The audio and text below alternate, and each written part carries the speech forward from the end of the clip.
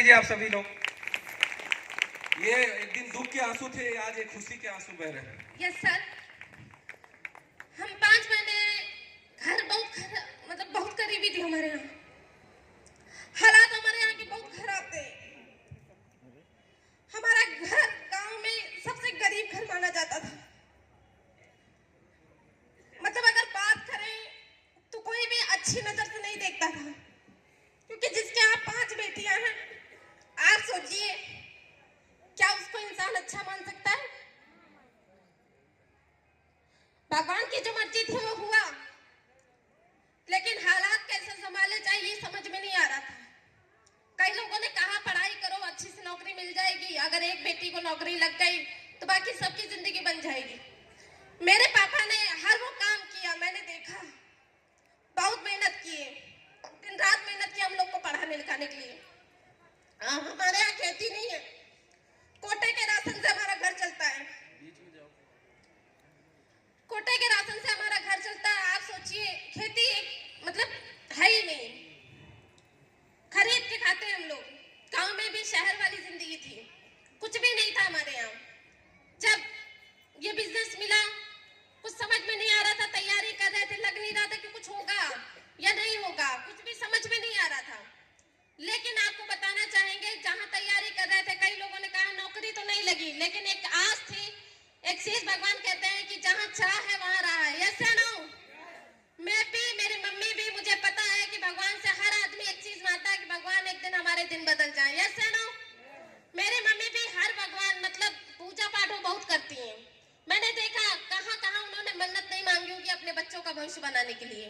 भगवान ने हम लोगों की बात सुनी और इतनी अच्छी संस्था, इतने अच्छे डायरेक्टर, इतने अच्छे अपलाइन जिन्होंने दिया, एक बार चाहेंगे सभी के लिए एक बार जोरदार तालियां, जोरदार तालियां। आज हमारा जीवन बदल गया, हमारा ही नहीं हमारे पूरे परिवार का जीवन बदला। हमारे जीवन में कुछ नहीं था, बिजनेस को देखें, करने के लिए पैसा नहीं, समझे, एक सामान लेना था लेकिन पैसा नहीं था। कर्जे पे लाके मेरे पिताजी ने मुझे इस काम की शुरुआत कराई, पैसा नहीं था। सोचिए, कर्जे जिस दिन करना शुरू किए, गांव वालों के ताने अलग, पड़ोसी के ताने अलग, रिश्तेदारों के ताने अलग, सुन सुन के कान पक जाते थे। हम जाते थे फील्ड में, पड़ोसी बगल से आकर के गांव वाले मेरे घर में बैठते थे और मेरे मम्मी पापा को ऐसे भड़काते थे, कहां भेज रही बिटिया को, भाग गई तो तुम ही समझना। ऐसे लोग ताने मारे हैं।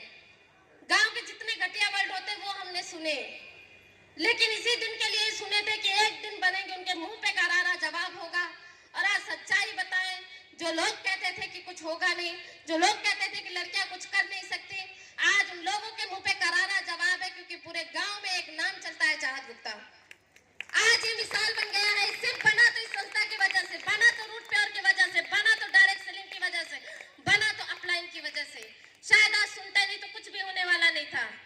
अगर घर की बात करें तो मेरे यहाँ छप्पर वाला घर था, कच्ची मिट्टी की दीवारें थी। बरसात में मैंने देखा है मेरी मम्मी पूरी रात ऐसे जाग के गुजारती थी, पानी को बाहर करते करते। मेरा इकलौता ऐसा घर नहीं होगा, यहाँ पे बैठे हुए बहुत सारे लोगों का ऐसे होगा। हम 5 बहनें ऐसे, एक तख्त हमारे यहाँ होती थी, एक तख्ता, ज्यादा जगह ही नहीं थी, ना इतना पैसा हो पाता था कि ज्यादा चारपाई हमारे पापा अरेंज कर पाए।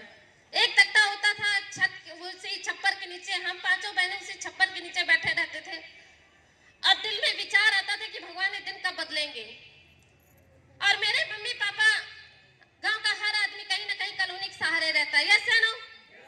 मेरे पिताजी आज 49 से 50 साल की उम्र के हो गए।